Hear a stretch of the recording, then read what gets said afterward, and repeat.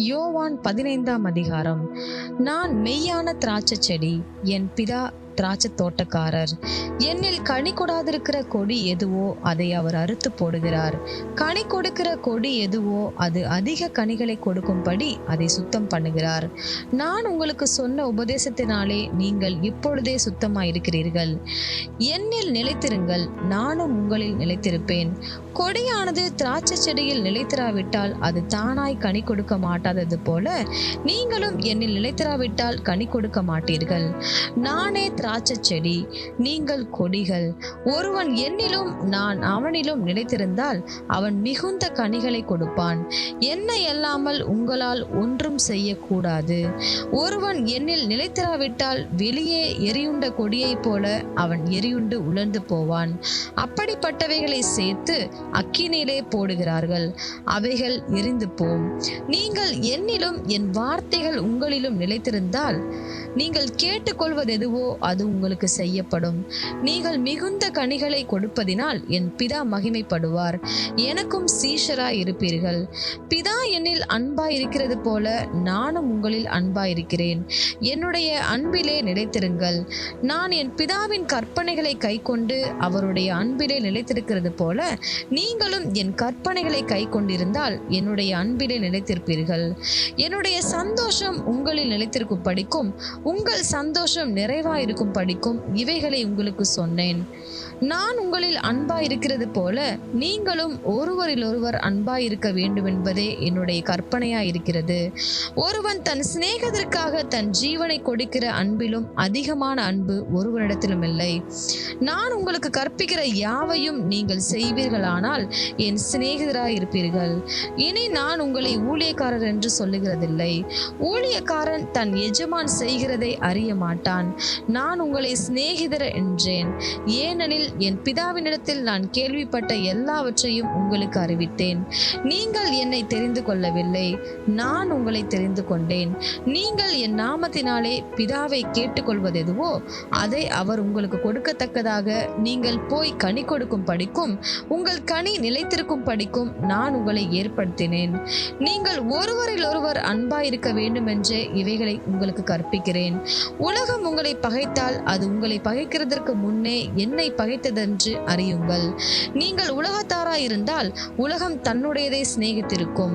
நீங்கள் உலகத்தாராய் இராதபடியினாலும் நான் உங்களை உலகத்திலிருந்து தெரிந்து கொண்டபடியினாலும் உலகம் உங்களை பகைக்கிறது. ஊழியக்காரன் தன் எஜமானிலும் பெரியவன் அல்லவென்று நான் உங்களுக்கு சொன்ன வார்த்தையை நினைத்துக் கொள்ளுங்கள்.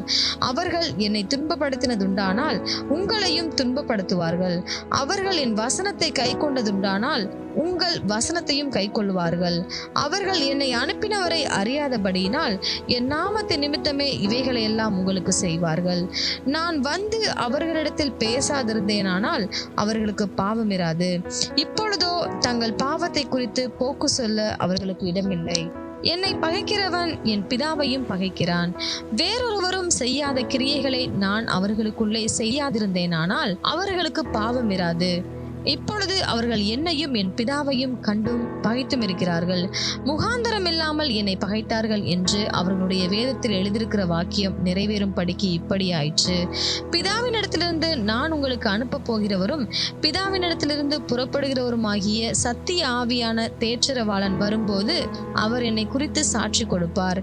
நீங்களும் ஆதி முதல் என்னுடனே கூட இருந்தபடியினால் எனக்கு சாட்சிகளாய் இருப்பீர்கள். யோவான் 16ஆம் அதிகாரம். நீங்கள் இடரல் அடையாதபடிக்கு இவைகளை உங்களுக்கு சொன்னேன். அவர்கள் உங்களை ஜெப ஆலயங்களுக்கு புறம்பாக்குவார்கள். மேலும் உங்களை கொலை செய்கிறவன் தான் தேவனுக்கு தொண்டு செய்கிறவன் என்று நினைக்கும் காலம் வரும். அவர்கள் பிதாவையும் என்னையும் அறியாதபடியினால் இவைகளை உங்களுக்கு செய்வார்கள். அந்த காலம் வரும்போது நான் இவைகளை உங்களுக்கு சொன்னேன் என்று நீங்கள் நினைக்கும்படி இவைகளை உங்களுக்கு சொல்லியிருக்கிறேன். நான் உங்களுடனே கூட இருந்தபடியினால் ஆரம்பத்திலே இவைகளை உங்களுக்கு சொல்லவில்லை. இப்பொழுது நான் என்னை அனுப்பினவரிடத்திற்கு போகிறேன். எங்கே போகிறீர் என்று உங்களில் ஒருவனும் என்னை கேட்கவில்லை. ஆனாலும் நான் இவைகளை உங்களுக்கு சொன்னதினால் உங்கள் இருதயம் துக்கத்தால் நிறைந்திருக்கிறது. நான் உங்களுக்கு உண்மையை சொல்லுகிறேன், நான் போகிறது உங்களுக்கு பிரயோஜனமாயிருக்கும். நான் போகாதிருந்தால் தேற்றரவாளன் உங்களிடத்தில் வரார். நான் போவேனேயாகில் அவரை உங்களிடத்திற்கு அனுப்புவேன். அவர் வந்து பாவத்தை குறித்தும் நீதியை குறித்தும் நியாய தீர்ப்பை குறித்தும் உலகத்தை கண்டித்து உணர்த்துவார்.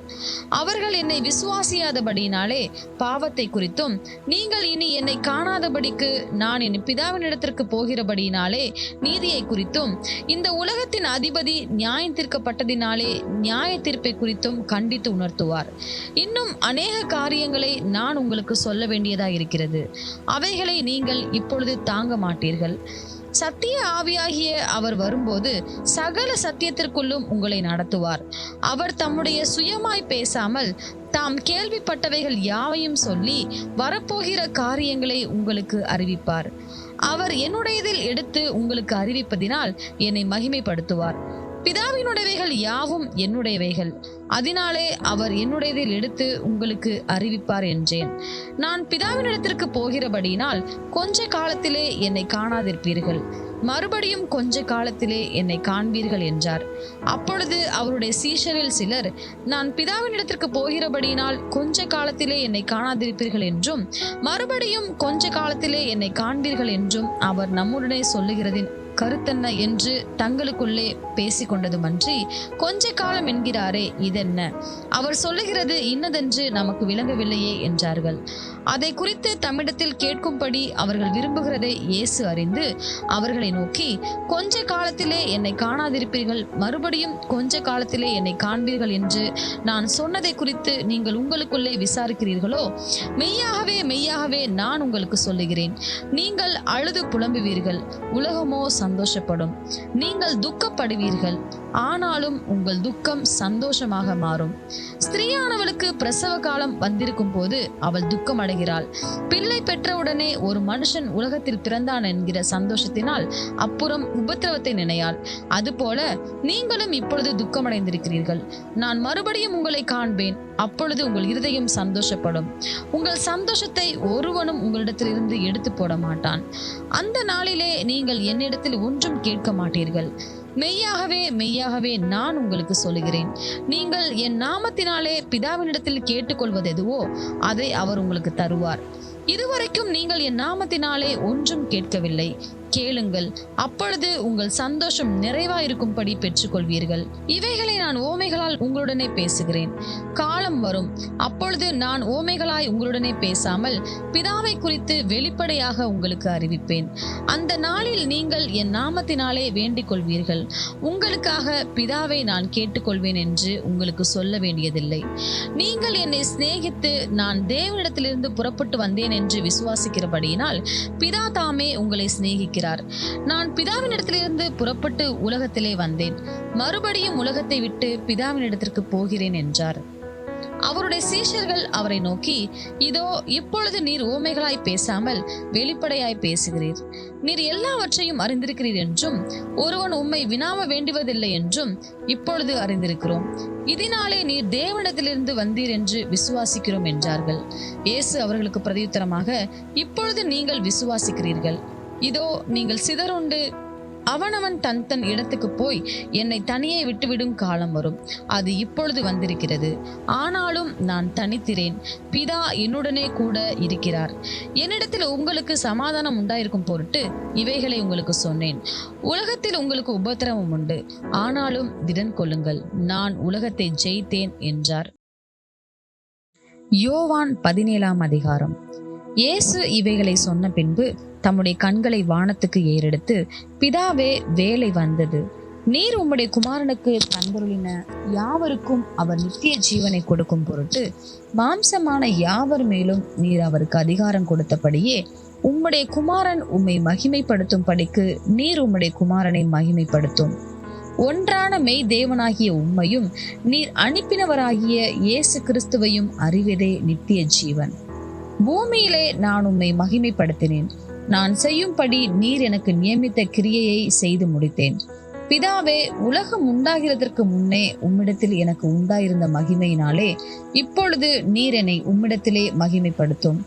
நீர் உலகத்தில் தெரிந்தெடுத்து எனக்கு தந்த மனுஷருக்கு உம்முடைய நாமத்தை வெளிப்படுத்தினேன். அவர்கள் உம்முடையவர்களாயிருந்தார்கள். அவர்களை எனக்கு தந்தீர். அவர்கள் உம்முடைய வசனத்தை கை கொண்டிருக்கிறார்கள். நீர் எனக்கு தந்தவைகள் எல்லாம் உம்மாலே உண்டாயினவென்று இப்பொழுது அறிந்திருக்கிறார்கள். நீர் எனக்கு கொடுத்த வார்த்தைகளை நான் அவர்களுக்கு கொடுத்தேன். அவர்கள் அவைகளை ஏற்றுக்கொண்டு நான் உம்மிடத்திலிருந்து புறப்பட்டு வந்தேன் என்று நிச்சயமாய் அறிந்து நீர் என்னை அனுப்பினீர் என்று விசுவாசித்திருக்கிறார்கள். நான் அவர்களுக்காக வேண்டிக் கொள்ளுகிறேன். உலகத்துக்காக வேண்டிக் கொள்ளாமல் நீர் எனக்கு தந்தவர்களுக்காக வேண்டிக் கொள்ளுகிறேன். அவர்கள் உம்முடையவர்களாய் இருக்கிறார்களே. என்னுடையவைகள் யாவும் உம்முடையவைகள், உம்முடையவைகள் என்னுடையவைகள். அவர்களில் நான் மகிமைப்பட்டிருக்கிறேன். நான் இனி உலகத்தில் இரேன், இவர்கள் உலகத்தில் இருக்கிறார்கள். நான் உம்மிடத்திற்கு வருகிறேன். பரிசுத்த பிதாவே, நீர் எனக்கு தந்தவர்கள் நம்மை போல ஒன்றாயிருக்கும் படிக்கு நீர் அவர்களை உம்முடைய நாமத்தினாலே காத்துக்கொள்ளும். நான் அவர்களுடனே கூட உலகத்தில் இருக்கையில் அவர்களை உம்முடைய நாமத்தினாலே காத்து கொண்டேன். நீர் எனக்கு தந்தவர்களை காத்து கொண்டு வந்தேன். வேத வாக்கியம் நிறைவேறத்தக்கதாக கேட்டின் மகன் கெட்டு போனானே அல்லாமல் அவர்களில் ஒருவனும் கெட்டு போகவில்லை. இப்பொழுது நான் உம்மிடத்திற்கு வருகிறேன். அவர்கள் என் சந்தோஷத்தை நிறைவாய் அடையும்படி உலகத்தில் இருக்கையில் இவைகளை சொல்லுகிறேன். நான் உம்முடைய வார்த்தையை அவர்களுக்கு கொடுத்தேன். நான் உலகத்தான் அல்லாதது போல அவர்களும் உலகத்தார் அல்ல. ஆதலால் உலகம் அவர்களை பகைத்தது. நீர் அவர்களை உலகத்திலிருந்து எடுத்துக்கொள்ளும்படி நான் வேண்டிக் கொள்ளாமல் நீர் அவர்களை தீமை நின்று காக்கும்படி வேண்டிக் கொள்கிறேன். நான் உலகத்தான் அல்லாதது போல அவர்களும் உலகத்தார் அல்ல. உம்முடைய சத்தியத்தினாலே அவர்களை பரிசுத்தமாக்கும். உம்முடைய வசனமே சத்தியம். நீர் என்னை உலகத்தில் அனுப்பினது போல நானும் அவர்களை உலகத்தில் அனுப்புகிறேன். அவர்களும் சத்தியத்தினாலே பரிசுத்தமாக்கப்பட்டவர்களாகும்படி அவர்களுக்காக நான் என்னை தானே பரிசுத்தமாக்குகிறேன். நான் இவர்களுக்காக வேண்டிக் கொள்ளுகிறதும் அல்லாமல் இவர்களுடைய வார்த்தையினால் என்னை விசுவாசிக்கிறவர்களுக்காகவும் வேண்டிக் கொள்ளுகிறேன். அவர்கள் எல்லாரும் ஒன்றாயிருக்கவும், பிதாவே, நீர் என்னை அனுப்பினதை உலகம் விசுவாசிக்கிறதற்காக நீர் என்னிலேயும் நான் உம்மிலேயும் இருக்கிறது போல அவர்கள் எல்லாரும் நம்மில் ஒன்றாயிருக்கவும் வேண்டிக் கொள்கிறேன்.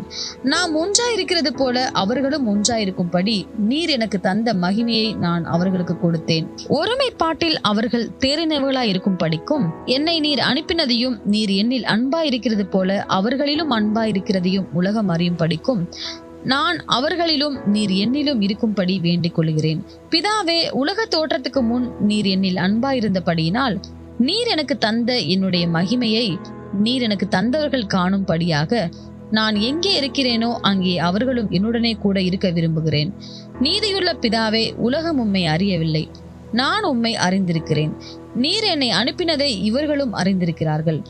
நீர் என்னிடத்தில் வைத்த அன்பு அவர்களிடத்தில் இருக்கும் படிக்கும் நானும் அவர்களில் இருக்கும் படிக்கும் உம்முடைய நாமத்தை அவர்களுக்கு தெரியப்படுத்தினேன், இன்னமும் தெரியப்படுத்துவேன் என்றார். யோவான் 18ஆம் அதிகாரம். இயேசு இவைகளை சொன்ன பின்பு தம்முடைய சீஷருடனே கூட கெதரோன் என்னும் ஆற்றுக்கு அப்புறம் போனார்.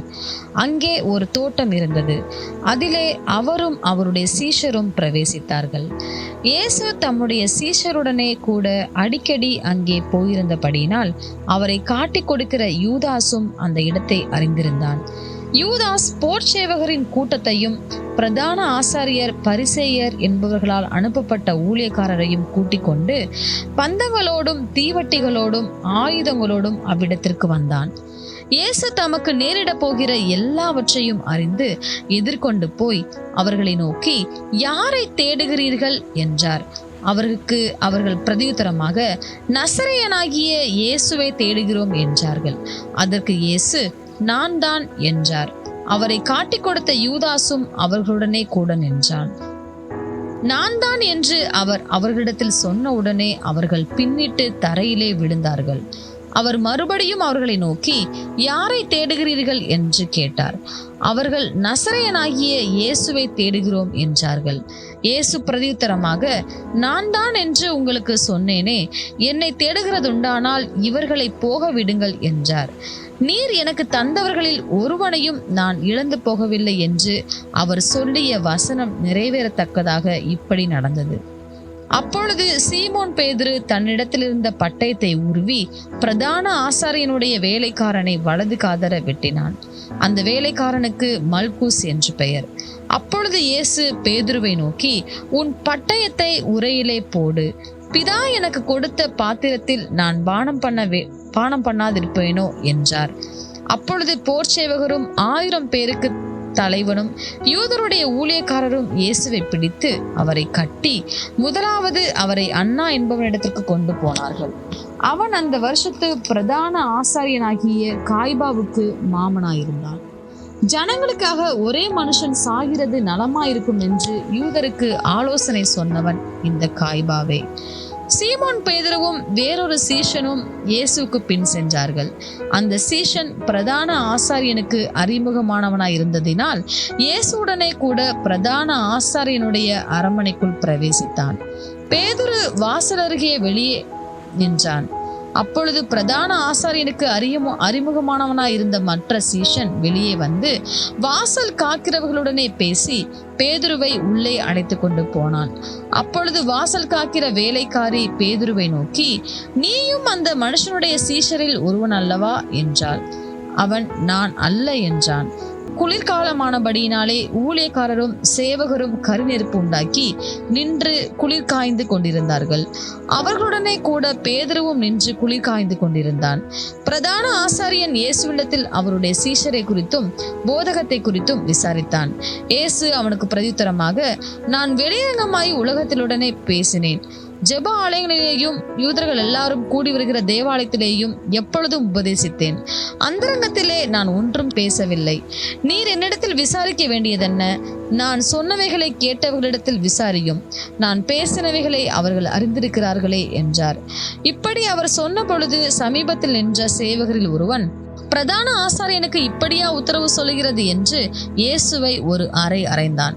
இயேசு அவனை நோக்கி, நான் தகாத விதமாய் பேசினதுண்டானால் தகாததை ஒப்புவி. நான் தகுதியாய் பேசினேனே ஆகில் என்னை ஏன் அடிக்கிறாய் என்றார். பின்பு அண்ணா என்பவன் பிரதான ஆசாரியனாகிய காய்பாவினிடத்திற்கு அவரை கட்டுண்டவராக அனுப்பினான்.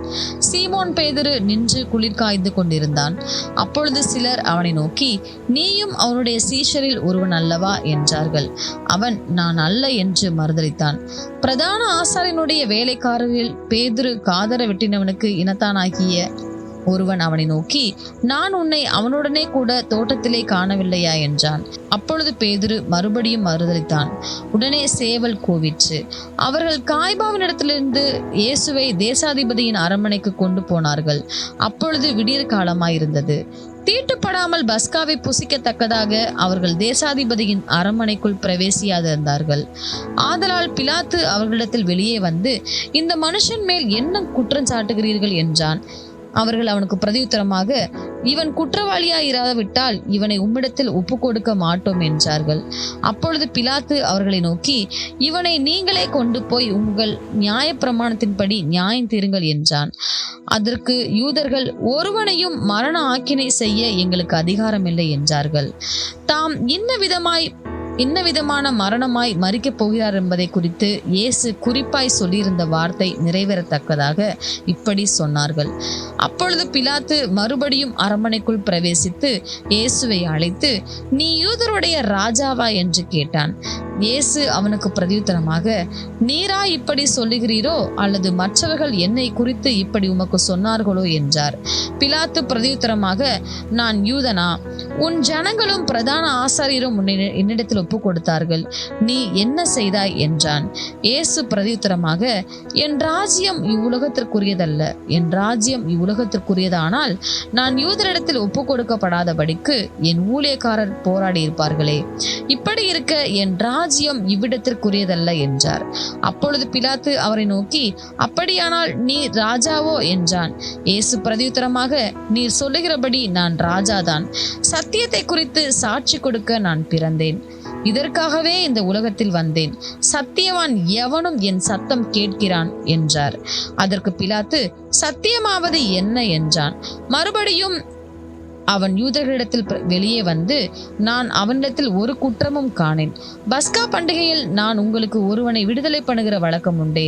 ஆகையால் யூதருடைய ராஜாவை நான் உங்களுக்காக விடுதலை பண்ண உங்களுக்கு மனதுண்டா என்றான். அப்பொழுது அவர்கள் எல்லாரும், இவனை அல்ல, பரபாசை விடுதலை பண்ண வேண்டும் என்று மறுபடியும் சத்தமிட்டார்கள். அந்த பரபாஸ் என்பவன் கள்ளனாயிருந்தான். யோவான் 19ஆம் அதிகாரம். அப்பொழுது பிலாத்து இயேசுவை பிடித்து வாரினால் அடிப்பித்தான். போர் சேவகர் முள்ளுகளினால் ஒரு முடியை பின்னி அவர் சிரசின் மேல் வைத்து சிவப்பான ஒரு அங்கியை அவருக்கு உடுத்தி, யூதருடைய ராஜாவே வாழ்க என்று சொல்லி அவரை கையினால் அடித்தார்கள். பிலாத்து மறுபடியும் வெளியே வந்து, நான் இவனிடத்தில் ஒரு குற்றமும் காணேன் என்று நீங்கள் அறியும்படிக்கு இதோ உங்களிடத்தில் இவனை வெளியே கொண்டு வருகிறேன் என்றான். இயேசு முள்முடியும் சிவப்பங்கியும் தரித்தவராய் வெளியே வந்தார்.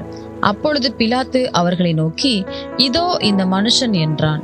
பிரதான ஆசாரியரும் சேவகரும் அவரை கண்டபோது, சிலுவையில் அறையும், சிலுவையில் அறையும் என்று சத்தமிட்டார்கள்.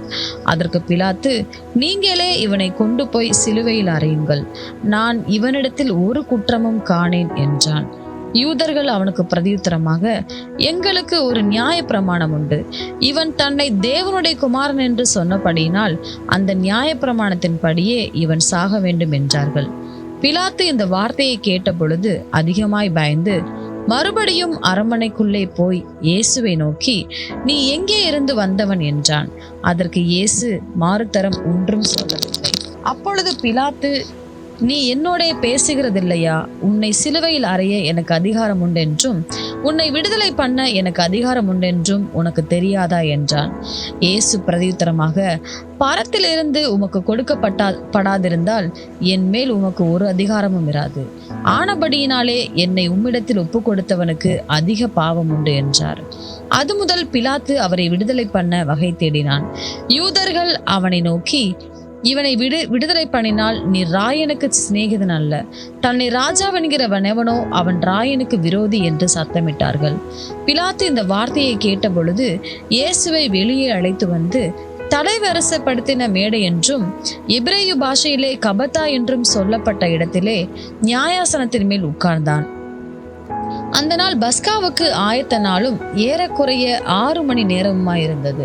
அப்பொழுது அவன் யூதர்களை நோக்கி, இதோ உங்கள் ராஜா என்றான். அவர்கள், இவனை அகற்றும் அகற்றும், சிலுவையில் அறையும் என்று சத்தமிட்டார்கள். அதற்கு பிலாத்து, உங்கள் ராஜாவை நான் சிலுவையில் அறையலாமா என்றான். பிரதான ஆசாரியர் பிரதியுத்தரமாக, ராயனை அல்லாமல் எங்களுக்கு வேறே ராஜா இல்லை என்றார்கள். அப்பொழுது அவரை சிலுவையில் அறையும் படிக்கு அவர்களிடத்தில் ஒப்பு கொடுத்தான். அவர்கள் இயேசுவை பிடித்து கொண்டு போனார்கள். அவர் தம்முடைய சிலுவையை சுமந்து கொண்டு எபிரேய பாஷையிலே கொல்கொதா என்று சொல்லப்படும் கபாலஸ்தலம் என்கிற இடத்திற்கு புறப்பட்டு போனார். அங்கே அவரை சிலுவையில் அறைந்தார்கள். அவரோட கூட வேறு 2 பேரை 2 பக்கங்களிலும் இயேசுவை நடுவிலுமாக சிலுவைகளில் அறைந்தார்கள். பிலாத்து ஒரு மேல் விலாசத்தை எழுதி சிலுவையின் மேல் போடுவித்தான். அதில் நசரேயனாகிய இயேசு யூதருடைய ராஜா என்று எழுதியிருந்தது. இயேசு சிலுவையில் அறையப்பட்ட இடம் நகரத்திற்கு சமீபமாயிருந்தபடியினால் யூதரில் அநேகர் அந்த மேல் விலாசத்தை வாசித்தார்கள். அது எபிரேய, கிரேக்கு, லத்தீன் பாஷைகளில் எழுதியிருந்தது. அப்பொழுது யூதருடைய பிரதான ஆசாரியர் பிலாத்துவை நோக்கி, யூதருடைய ராஜா என்று நீர் எழுதாமல் தான் யூதருடைய ராஜா என்று அவன் சொன்னதாக எழுதும் என்றார்கள். பிலாத்து பிரதியுத்தரமாக, நான் எழுதினதே என்றான். போர் சேவகர் இயேசுவை சிலுவையில் அறைந்த பின்பு அவருடைய வஸ்திரங்களை எடுத்து ஒவ்வொரு சேவகனுக்கு ஒவ்வொரு பங்காக 4 பங்காக்கினார்கள். அங்கியையும் எடுத்தார்கள். அந்த அங்கி தையல் இல்லாமல் மேலே தொடங்கி முழுவதும் நெய்யப்பட்டதாயிருந்தது.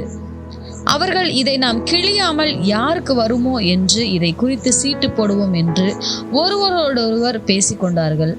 என் வஸ்திரங்களை தங்களுக்குள்ளே பங்கிட்டு என் உடையின் மேல் சீட்டு போட்டார்கள் என்கிற வேத வாக்கியம் நிறைவேறத்தக்கதாக போர் சேவகர் இப்படி செய்தார்கள். இயேசுவின் சிலுவையின் அருகே அவருடைய தாயும் அவருடைய தாயின் சகோதரி கிளையோப்பா மரியாளும் மகதலேனா மரியாளும் நின்று கொண்டிருந்தார்கள். அப்பொழுது இயேசு தம்முடைய தாயையும் அருகே நின்ற தமக்கு அன்பாயிருந்த சீஷனையும் கண்டு தம்முடைய தாயை நோக்கி, ஸ்திரீயே, அதோ உன் மகன் என்றார். பின்பு அந்த சீஷனை நோக்கி, அதோ உன் தாய் என்றார். அந்நேரம் முதல் அந்த சீஷன் அவளை தன்னிடமாய் ஏற்றுக்கொண்டான். அதன் பின்பு எல்லாம் முடிந்தது என்று இயேசு அறிந்து, வேத வாக்கியம் நிறைவேறத்தக்கதாக தாகமாயிருக்கிறேன் என்றார். காடி நிறைந்த பாத்திரம் அங்கே வைக்கப்பட்டிருந்தது. அவர்கள் கடற்காளானை காடியிலே தோய்த்து ஈசோப்பு தண்டில் மாட்டி அவர் வாயினிடத்தில் நீட்டி கொடுத்தார்கள். இயேசு காடியை வாங்கின பின்பு முடிந்தது என்று சொல்லி தலையை சாய்த்து ஆவியை ஒப்பு கொடுத்தார். அந்த நாள் பெரிய ஓய்வு நாளுக்கு ஆயத்த நாளாய் இருந்தபடியினால் உடல்கள் அந்த ஓய்வு நாளிலே சிலுவைகளில் இராதபடிக்கு யூதர்கள் பிலாத்துவினிடத்தில் போய் அவர்களுடைய கால் எலும்புகளை முறிக்கும் படிக்கும் உடல்களை எடுத்து போடும் படிக்கும் உத்தரவு கேட்டுக்கொண்டார்கள். அந்தபடி போர்ச்சேவகர் வந்து அவருடனே கூட சிலுவையில் அறையப்பட்ட முந்தினவனுடைய கால் எலும்புகளையும் மற்றவனுடைய கால் எலும்புகளையும் முறித்தார்கள். அவர்கள் இயேசுவினிடத்தில் வந்து அவர் மரித்திருக்கிறதை கண்டு அவருடைய கால் எலும்புகளை முறிக்கவில்லை. ஆகிலும் போர் சேவகரில் ஒருவன் ஈட்டினாலே அவருடைய விலாவில் குத்தினான். உடனே இரத்தமும் தண்ணீரும் புறப்பட்டது. அதை கண்டவன் சாட்சி கொடுக்கிறான். அவனுடைய சாட்சி மெய்யாயிருக்கிறது. நீங்கள் விசுவாசிக்கும்படி தான் சொல்லுகிறது மெய்யென்று அவன் அறிந்திருக்கிறான். அவருடைய எலும்புகளில் ஒன்றும் முறிக்கப்படுவதில்லை என்கிற வேத வாக்கியம் நிறைவேறும்படி இவைகள் நடந்தது. அல்லாமலும் தாங்கள் குத்தினவரை நோக்கி பார்ப்பார்கள் என்று வேறொரு வேத வாக்கியம் சொல்லுகிறது. இவைகளுக்கு பின்பு அரிமத்தியா ஊரானும் யூதருக்கு பயந்ததினால் இயேசுவுக்கு அந்தரங்க சீஷனுமாகிய யோசேப்பு இயேசுவின் சரீரத்தை எடுத்துக்கொண்டு போகும்படி பிலாத்துவினிடத்தில் உத்தரவு கேட்டான். பிலாத்து உத்தரவு கொடுத்தான். ஆகையால் அவன் வந்து இயேசுவின் சரீரத்தை எடுத்துக்கொண்டு போனான். ஆரம்பத்திலே ஒரு ராத்திரியில் இயேசுவினிடத்தில் வந்திருந்த நிக்கோதேமு என்பவன் வெள்ளை போலமும் கரிய போலமும் கலந்து ஏறக்குறைய 100 ராத்தல் கொண்டு வந்தான். அவர்கள் இயேசுவின் சரீரத்தை எடுத்து யூதர்கள் அடக்கம் பண்ணும் முறைமையின்படியே அதை சுகந்த வர்க்கங்களுடனே சீலைகளில் சுற்றி கட்டினார்கள். அவர் சிலுவையில் அறையப்பட்ட இடத்தில் ஒரு தோட்டமும் அந்த தோட்டத்தில் ஒரு காலும் ஒருவனும் வைக்கப்பட்டிராத ஒரு புதிய கல்லறையும் இருந்தது. யூதருடைய ஆயத்த நாளானபடினாலும் அந்த கல்லறை சமீபமா இருந்தபடினாலும் அவ்விடத்திலே இயேசுவை வைத்தார்கள்.